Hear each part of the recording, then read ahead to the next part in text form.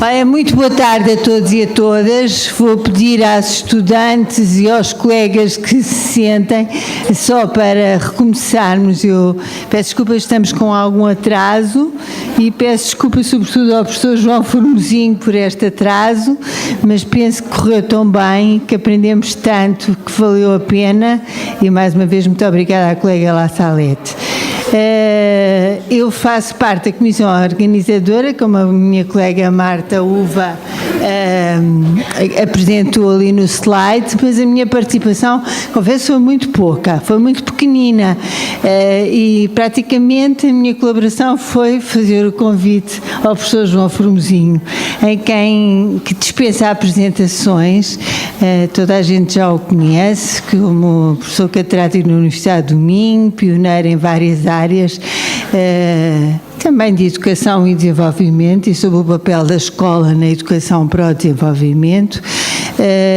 Foi o nosso padrinho do mestrado de Administração Educacional. Estão aqui várias pessoas que colaboraram, que foram formandas do mestrado e que participaram em alguns seminários. Tem estado sempre disponível em participar em muitas atividades feitas para a IES. Muito obrigada, professor, por mais este momento, e aproveito esta oportunidade também.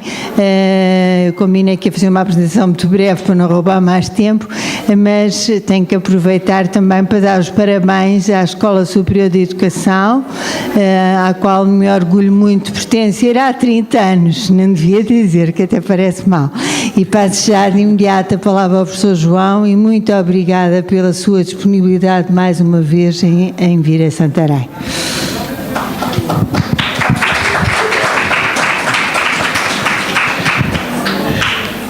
Boa tarde a todos e a todas.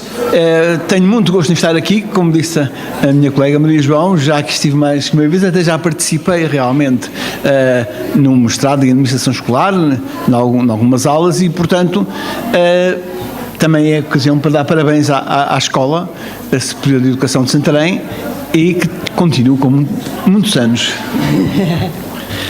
Eu iria falar também da questão de educação para o desenvolvimento, com alguma coisa na linha da comunicação anterior, da conferência anterior, que é algo que nós vivemos agora todos os dias. É uma situação em que um dos efeitos da globalização é que em cada eleição parece que estamos com o coração nas mãos. Há uma globalização política. Os problemas da Grécia foram importantes, aliás, houve diretos das televisões para perceber na Praça Sintagma o que estava a acontecer na Grécia. Houve uma atenção enorme dos meios de comunicação social e dos políticos ao referendo sobre o chamado Brexit no Reino Unido. Depois há a eleição americana. Agora há a eleição austríaca, há a eleição também italiana e eventualmente há a eleição francesa. Então isto é um efeito claramente da globalização sobre as nossas vidas. Não é só uma globalização económica, é também uma globalização política. O que nos leva a umas considerações sobre, de facto,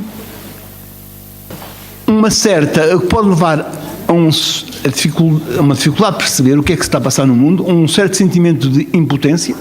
Ou seja, eu participando na eleição do meu país já tenho uma responsabilidade, mas como eu não vou influenciar com certeza o Reino Unido, nem os Estados Unidos da América, nem a Áustria, nem a Itália, e este tipo de globalização pode levar à ideia de impotência e de não participação de muitos jovens.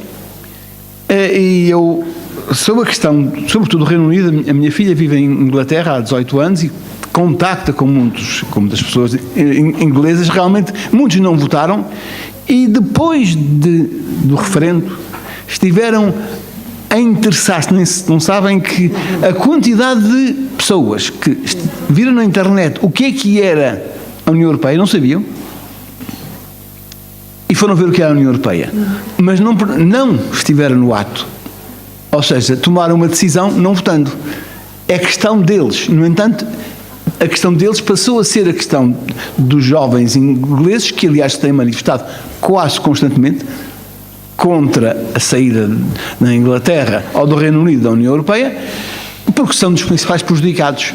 Mas na hora da verdade não estiveram presentes. E aconteceu, pode ter acontecido a muitos nos Estados Unidos, aliás. Ou seja, esta globalização está ligada claramente à questão da cidadania. E a cidadania implica participação. A começar pela participação eleitoral, que pode não ser tão pouco importante como pareceria até agora. Durante um tempo em Portugal dizia, e em outros países, cito agora o exemplo de Portugal, tanto faz estar A como B, é mais ou menos as mesmas políticas. Agora, não é verdade. A muda para C e C muda para D facilmente.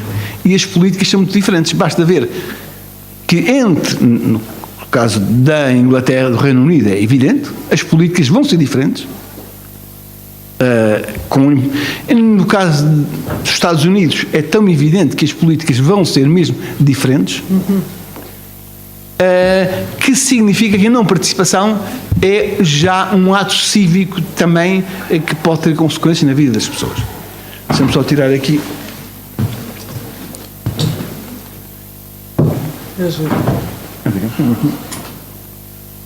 É claro que pode haver um desânimo até perante a União Europeia e perante digamos, o que se passa no mundo. Mas nós não podemos ficar numa situação de, como diriam os gladiadores romanos, perante o imperador romano, diziam Ave César, moritur te salutam. Ou seja, Ave César, os que vão morrer te saúdam. Nós não podemos ser os que vão morrer que saúdam as autoridades. Nós não esperamos que morrer não seja o nosso destino. Nós temos de ter uma atitude mais ativa. Mas um dos aspectos que marca a globalização em Portugal e também em muitos países da União Europeia é a presença da diversidade nas nossas sociedades, da diversidade cultural. Isso é evidente, embora estou aposentado da Universidade do Minho e trabalho agora no mestrado de Educação de Infância na Universidade Católica e leciono uma unidade curricular que se chama Diversidade Cultural. Aliás, na consequência de algumas que também já tinha falado em Pedagogia Intercultural na Universidade do Minho. E um dos aspectos que eu acho que é muito mais que importante para a formação e a compreensão da diversidade cultural é realmente uma visão histórica. Concordo inteiramente com o orador anterior. A história dá-nos uma sensação de identidade que nos torna mais fortes. E talvez compreendendo mais o outro.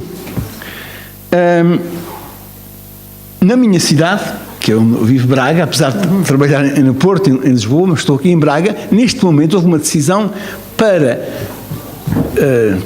colocar numa praça muito importante da cidade uma estátua de Otávio César Augusto, o imperador romano. E o que é interessante, estava uma estátua de um bispo, aliás, um bispo Dom João Peculiar, que é um bispo coevo do Afonso Henriques, portanto, da altura da nacionalidade, e ele dizer que se coloca a estátua de Otávio César Augusto, claro que há uma afirmação também, de alguma forma, útil para o turismo, não tínhamos dúvida.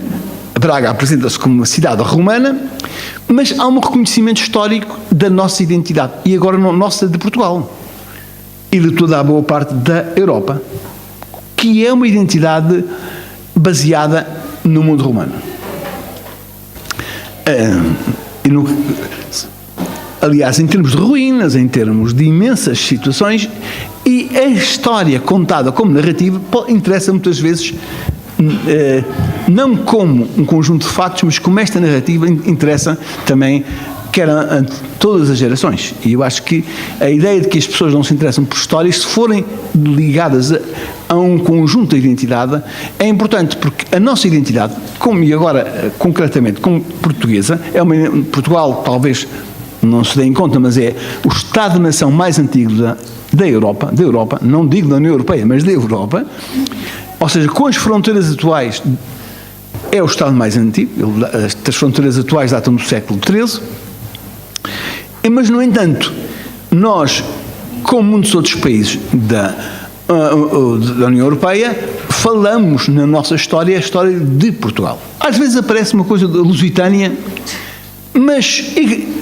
ignora-se, para já, a grande base da nossa história e da nossa cultura e de toda a boa parte da Europa, que é Roma, a civilização romana. Não é a Lusitânia, é a Braga romana, é a Lisboa romana, e os nomes que tinha, Braga da Augusta, Olícipo,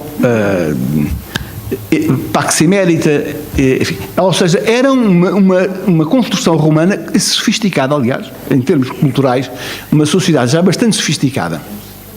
Mas também não podemos ignorar a nossa camada germânica. Só como citando Braga foi a capital de um império, aliás, importante, chamado Império Suevo, que era germânico, da tribo dos suevos e depois dos visigodos.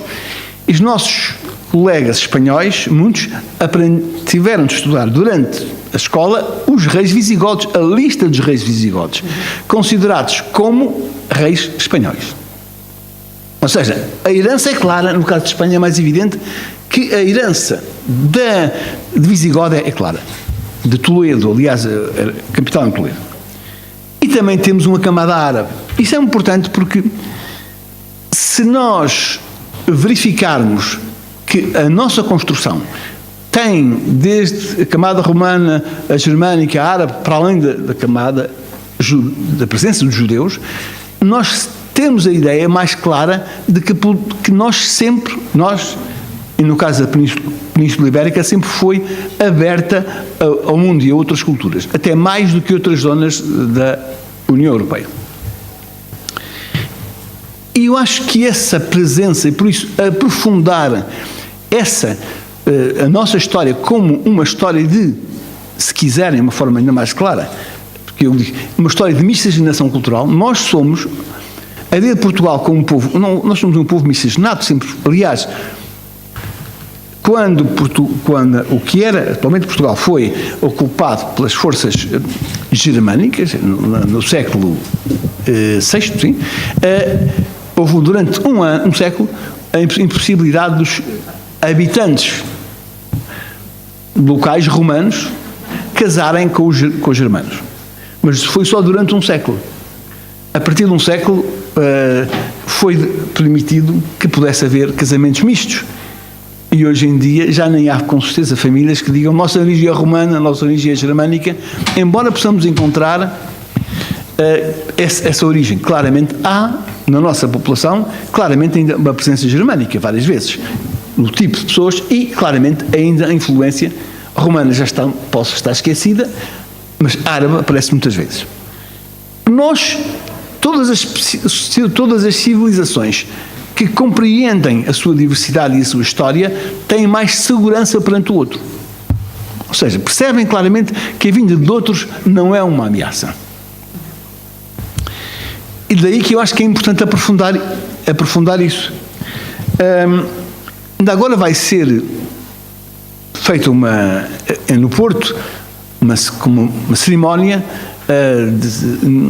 de cidades que penso que foram consideradas como património mundial, e também aparece uma cidade de Marrocos, e vai-se ouvir, a convite no Salão Árabe, poesia de um poeta ibero-árabe, ou seja, dos poetas que cá viveram nestes terrenos e que eram árabes.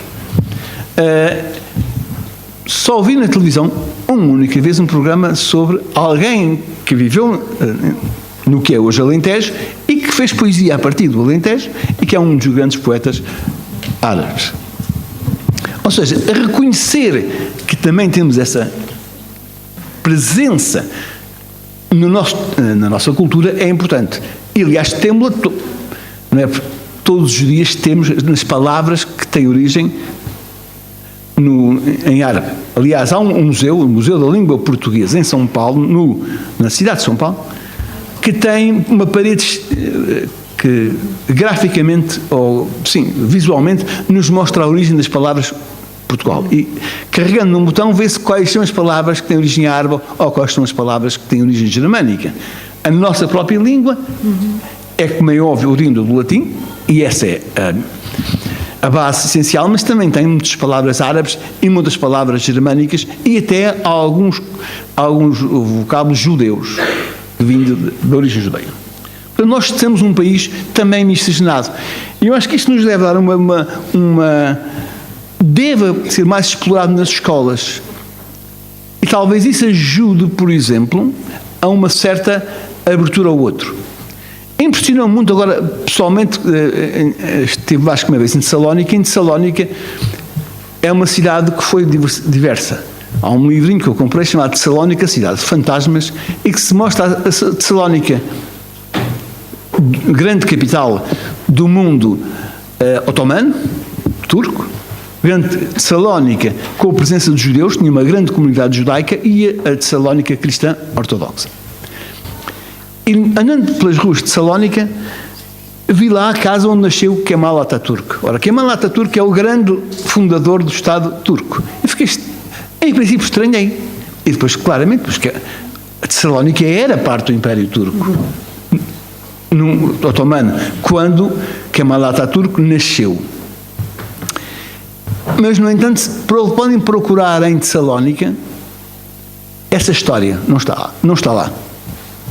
Tessalónica procurou limpar ao máximo toda a presença otomana. E também uma vez cometi, estava distraído, uma gafe, se tinham Turkish Delights, aqueles docezinhos. E claro que o senhor ficou muito irritado e disse, não, mas temos Greek Delights, que são exatamente os mesmos. Grande parte da culinária grega é turca. Sem dúvida nenhuma. É do Médio Oriente. Um mezê, as saladas. A música folclórica grega é clarissimamente a influência turca. E, no entanto, isso não tem presença nenhuma no mundo turco. Porque a Grécia moderna, no mundo grego, porque a Grécia moderna foi construída para abafar ou para apagar, no fundo, essa herança do Império Otomano, que lhes lembra a sua dependência.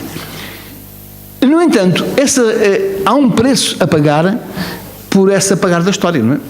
Eu acho que a Grécia pode pagar um preço por essa tentativa de apagar a história. Portugal não apaga a história, mas também não tem a história muito presente. Quando aparece alguma reflexão, é mais sobre o Império Romano. Nós temos agora, como digo, Braga vai construir uma estátua do Otávio César Augusto. Aliás, a estátua é uma estátua muito difundida no Império Romano, que é uma estátua polícroma, colorida, e que era, pelos vistos, muito usada pelos romanos para, em todas as cidades romanas, fora de Roma. E, aliás, essa estátua é importante porque muitos imperadores romanos tiveram origem na Península Ibérica. Muitos. Mais do que Adriano e tantos outros eram oriundos daqui. Também temos aqui uma camada, a nossa história como povo também tem essa presença romana, o que significa que nós, se olharmos para a nossa história, temos uma cidadania global, claramente.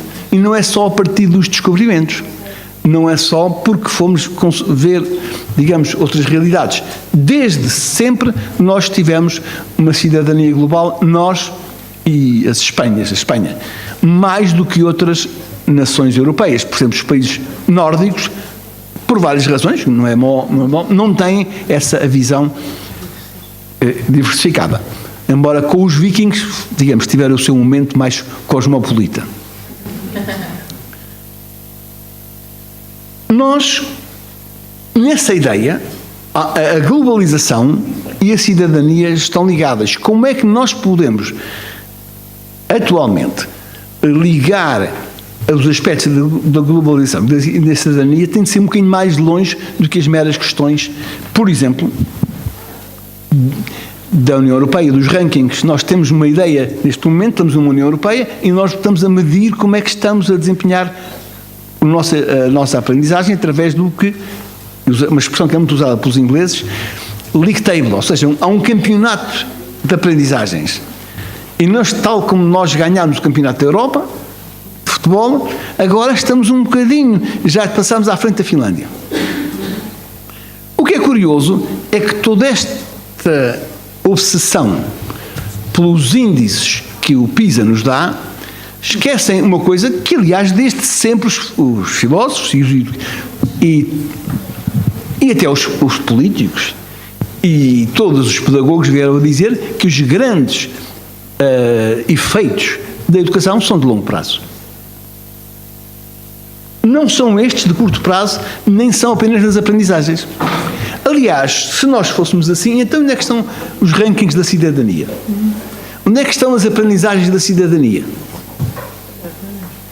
Além de outras questões que eu poderia e que podem ser e devem ser discutidas, como é que são feitos os rankings, exatamente, o que é valorizado, que não é na matemática, mas também noutras áreas. Como é que há países que se preparam para os rankings? Isto não é mentira, ou seja, é possível. Nesse sentido, nós não podemos pensar que a globalização tem apenas estes fenómenos de convergência e de competição. Tem outros mais positivos, que são também os de uma cidadania europeia que a maior parte de nós sente e a maior parte dos povos da Europa sabe. E que tem de ter uma base, e essa base tem de ser, começa por ser romana, embora, sem dúvida, uma base cristã, sem dúvida, mas antes da base cristã, uma base romana, ou greco-romana. E também, como é óbvio, alguma da nossa, se falamos muito da civilização judaica ou cristã, também a base judaica.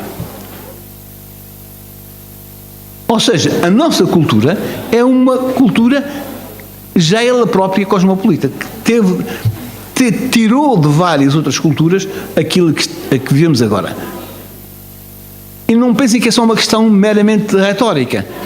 No caso, por exemplo, da Roma, do direito romano, foi direito que vigorou na Europa, em Portugal, a maior parte dos países, até o século XVIII. O Código Justiniano, que era uma compilação romana, no caso de Portugal, e penso que vários estados ou reinos de Espanha, era direito efetivo. O que significa, porquê? Como? Bem, pela simples razão de que era bastante representava um estado muito sofisticado da civilização. É óbvio que nós vivemos, e no caso de Portugal, tivemos outras influências, tivemos a influência germânica, e cito até um exemplo para perceber o que é que um bispo, Isidoro de Sevilha, disse quando houve a invasão germânica, ele disse: isto é o fim do mundo. É o fim de um mundo, sem dúvida, mas é o começo de outro mundo. A ideia dos romanos do juízo, uma ideia de direito que é muito semelhante à que temos agora, foi substituída das tribos germânicas, tinham os ordálios, os juízes de Deus. Isto é, se a pessoa é culpada ou inocente, é decidida de formas como: era queimada uma mão, se sarava em 8 dias, estava inocente, se não sarava, era culpado. O caso, aliás, bem conhecido e que representa Portugal, é um símbolo de Portugal, do Galo de Barcelos, é também um ordálio. Ou seja, a história que conhece, aquele comerciante que foi acusado de ter roubado e invocou então o ordálio, ou seja, o juízo de Deus. Tanto é verdade que eu estou inocente, quanto o galo vai cantar.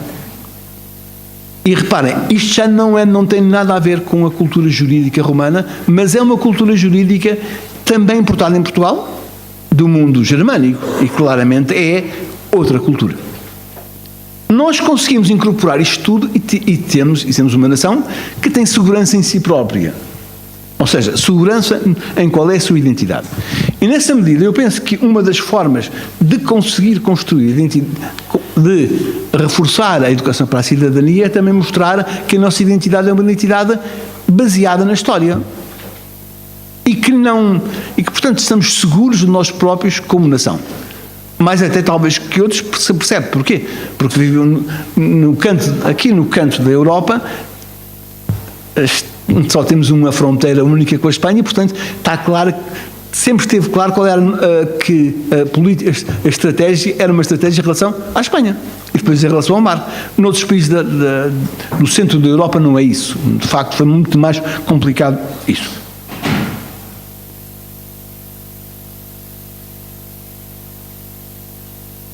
E eu diria que a ideia de que a cidadania e a globalização se têm de juntar à diversidade leva-nos a concluir algumas reflexões interessantes. Uma delas queria chamar a atenção para dois pontos. Uma é que o próprio Ministério da Educação, em relação aos rankings mesmo, resolveu elaborar vários rankings.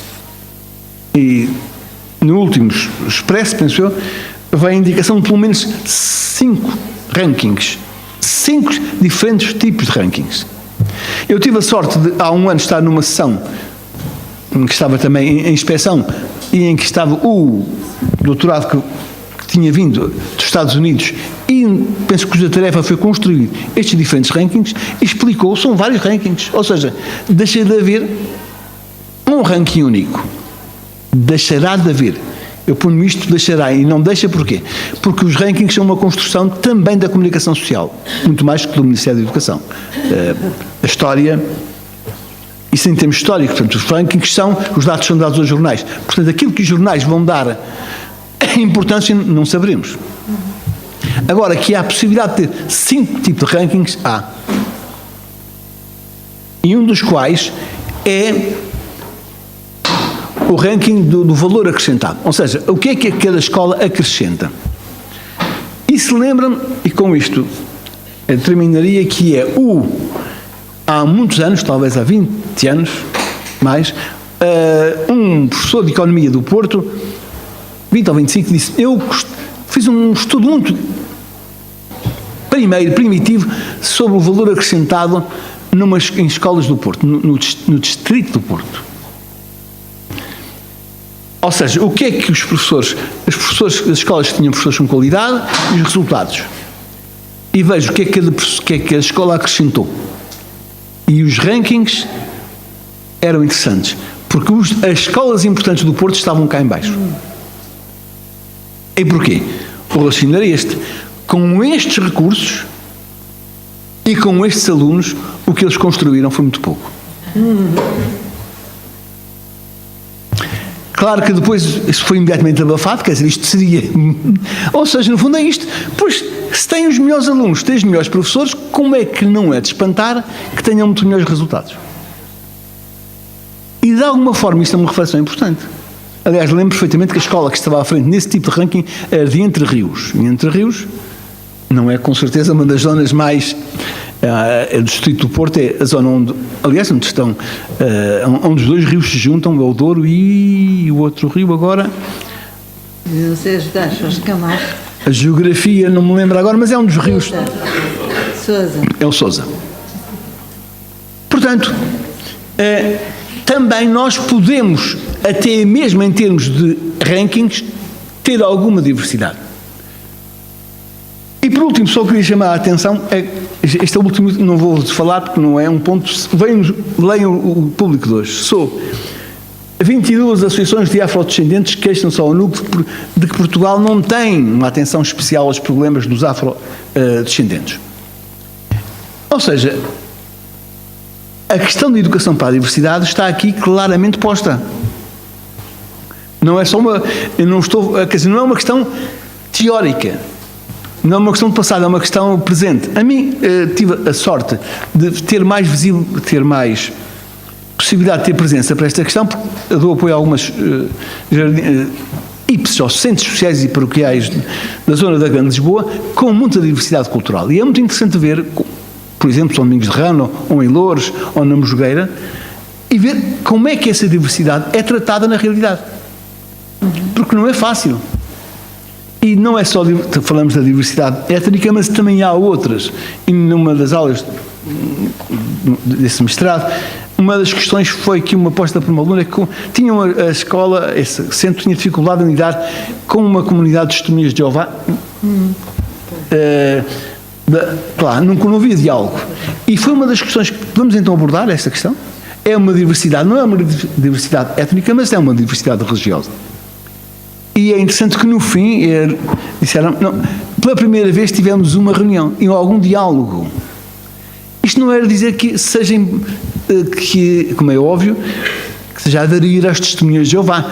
É apenas a dizer que as testemunhas de Jeová são pessoas, têm problemas, e algumas das questões que levam a uma relação, que levavam a uma relação, não são falsas questões. E que podem ser ultrapassadas. Portanto, também essa diversidade existe em Lisboa, em todo o país, e essa é mais espalhada por todo o país, o que não se vê. Muitas vezes eu também, no mínimo, digo aos alunos, há diversidade aqui em Braga, mas ela está escondida. Mas como eles tiveram de procurar, encontraram, não é? Esta diversidade, há diversidade de nós, como não é dada muita visibilidade, muitas vezes ignoramos-la. E essa atenção à diversidade também faz parte da cidadania e será talvez como instrumento de formação, importante para contrariar a ideia de que há uma visão única, um ranking único, uma única maneira de chegar à educação, uma única maneira de ver a Europa, uma única maneira de ver o mundo, uma única maneira de ver a economia e, se quiserem, uma única maneira de ver o desenvolvimento. Não há uma única maneira de ver o desenvolvimento. Devemos estar e, portanto, a diversidade em todo lado, acho que isto é talvez uma problemática importante para quem forma educadores, professores e todos os profissionais, pelo menos os profissionais que trabalham com homens, com mulheres, mesmo os profissionais que trabalham não no desenvolvimento humano, mas no desenvolvimento tecnológico, trabalham não só com máquinas, também trabalham com homens. Portanto, é importante estudar essa diversidade como parte da cidadania. Obrigado.